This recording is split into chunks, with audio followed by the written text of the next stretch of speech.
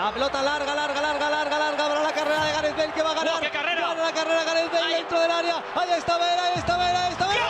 ¡Qué gol de Gareth Bale! Gareth Bale wasn't supposed to be a superstar, and for a long time it looked like everyone was right. He was supposed to be ordinary, a quiet kid from Cardiff, purchased for pocket change and thrown into English football with barely a whisper. But what followed was one of the most shocking evolutions the sport has ever seen. The rise of a teenager bought for £5 million into a Galactico worth 100 million euros. And the craziest part?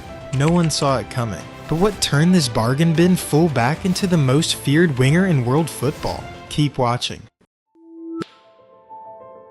Gareth Bale grew up in the streets of Cardiff with a talent that looked almost unfair. Quick, strong, left-footed, and able to outrun anyone in school, Bale wasn't just athletic, he was terrifying.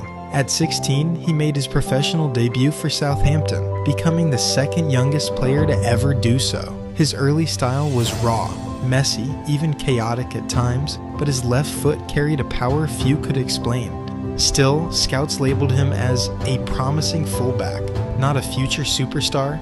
Tottenham took the gamble anyway, paying just £5 million, barely a headline. But the real twist? For Bale, the Premier League was about to expose a massive problem he didn't know he had. Tottenham believed they had signed a young gem. What they got, instead, was a nightmare statistic. Bale didn't win a single Premier League match for 24 straight games. Fans called it the Bale Curse. Pundits joked he was a bad luck charm, and behind closed doors, coaches genuinely wondered whether he was cut out for English football at all. At just 20 years old, Bale was already being labeled a mistake. His poor defensive positioning hurt the team, his confidence crumbled, and by 2010, Bale was dangerously close to being written off as a failed signing. Spurs even considered loaning him out, but all it took was one game, one moment, to completely rewrite his destiny. January 2010. Tottenham were struggling against Fulham. Injuries forced the manager, Harry Redknapp, to make a desperate decision. Push Bale higher up the pitch. No more defending, no more pressure. Just run. And suddenly, the world saw something extraordinary. Bale wasn't a left back. He was a weapon. A winger with the speed of a sprinter and the power of a heavyweight. The darkness lifted. The so-called curse vanished.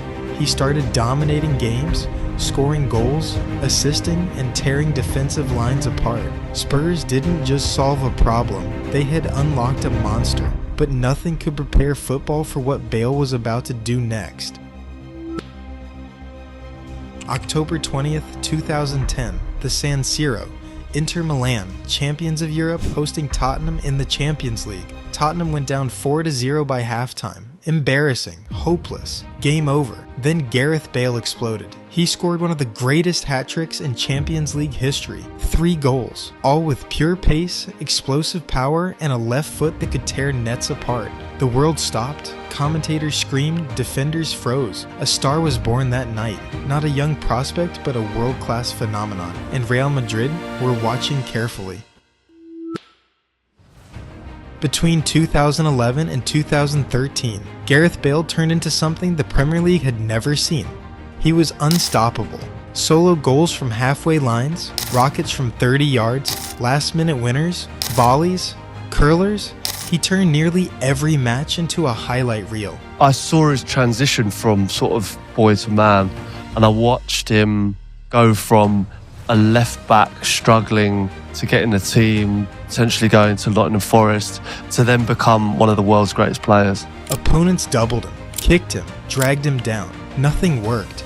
In the 2012 to 2013 season, he swept the awards, PFA Player of the Year and Footballer of the Year. A clean sweep, which something typically reserved for Lionel Messi or Cristiano Ronaldo. And with every goal, every sprint, every thunderbolt shot, one question grew louder. How much is this man worth? The summer of 2013 became a transfer war. Real Madrid wanted him. Tottenham refused to budge. Madrid came back with more money. Tottenham said no. Madrid pushed again. Finally, the number was agreed. 100 million euros, the most expensive footballer in history. a kid once bought for pennies, now worth more than any player ever, even more than Cristiano Ronaldo. When Bale arrived in Madrid, 30,000 fans filled the Bernabeu just to see him juggle a ball. He wasn't just a super signing, he was a Galactico, the crown jewel of the biggest club on earth. But with every goal, the price climbed, and so did the risk. Did he live up to the world record expectations? That answer would come in the biggest games of his life.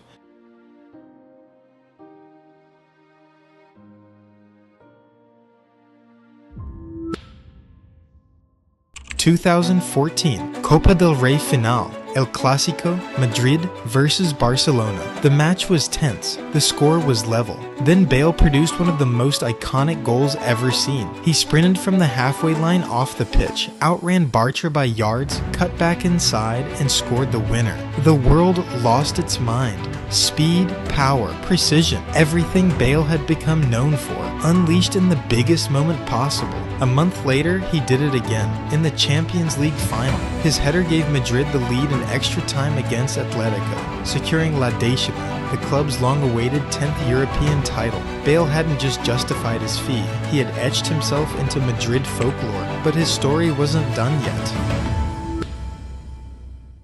2018 Champions League final versus Liverpool. Gareth Bale came off the bench. The game was tight. Madrid were struggling. Then Bale scored what many consider the greatest goal in Champions League final history. A bicycle kick so perfect it looked like a video game glitch. At that moment, 100 million euros finally felt cheap. Commentators didn't describe it. They screamed it.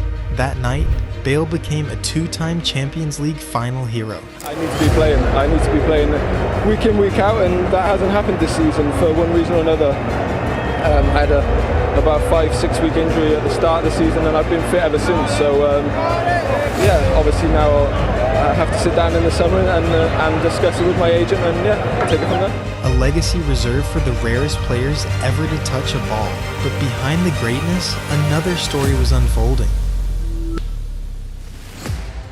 Sinon, il y a toujours des joueurs qui ressortent du lot. On regarde Cristiano, par exemple, à Madrid. Le problème, c'est que cette année, en fait, celui qui me fait le plus impression sur les dernières compétitions que j'ai vues, il ne fait pas la Champions League. Il fait plutôt l'autre coupe. Et c'est Bale, en fait. Donc voilà. Justement, en fait, il n'est pas comparable, en fait. Il est à part. C'est un joueur qui moi, me fascine, en fait. Il est redoutable, en fait.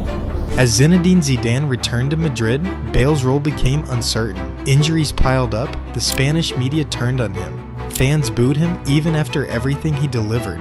Bale didn't respond with interviews, he responded with moments. A free kick here, a rocket there. But his relationship with the club slowly collapsed. By the end, he was overshadowed by politics, expectations, and a public that forgot how much he had done for them. But even with the decline, one truth remained unshaken. A £5 million left-back from Southampton had become a €100 million icon, and no one could ever take that away. But what does Bale's journey really represent?